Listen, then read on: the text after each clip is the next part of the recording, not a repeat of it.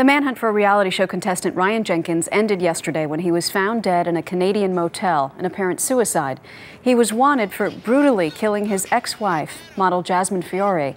Joining us now is Dr. Michael Welner, one of the country's top forensic psychiatrists, to talk about this. Good morning, doctor. Good morning. Nice to see you. Always good to have you on. When I first heard about this, how it ended, I'm from South Florida. I immediately thought back to Andrew Cunanan, Gianni Versace's killer, who was the object of a nationwide manhunt and was found on a boat where he committed suicide down in Miami Beach.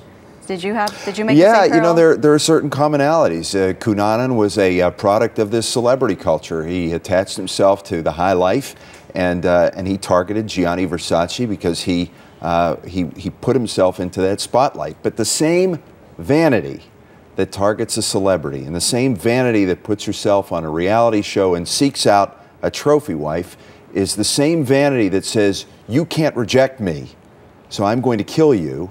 And it's the same vanity that says, I do not want to be caught alive as a murderer. I would rather die.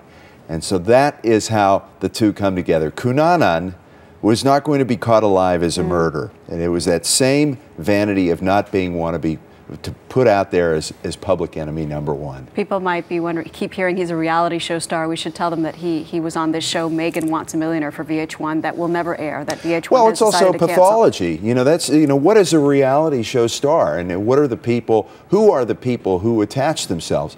They actually aren't reality. They're people who have an emptiness that they want to fill with something that's very shallow and very trophy-like.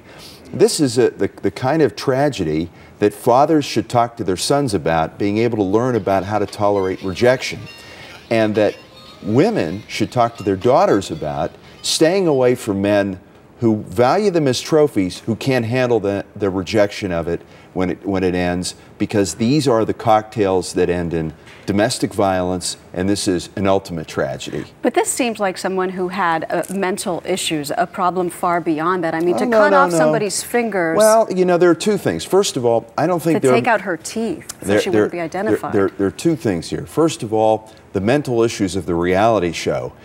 We value celebrity. We create people who are obsessed with getting a blonde who wants a millionaire. So we give a lot of attention and we create stars, and people develop their whole identity and themselves around being seen and being known. When it comes to the cutting off of the fingers, listen, when I started in forensic psychiatry, if you heard a crime like this, you would figure that it's somebody who was schooled in prison about how to keep themselves from getting caught.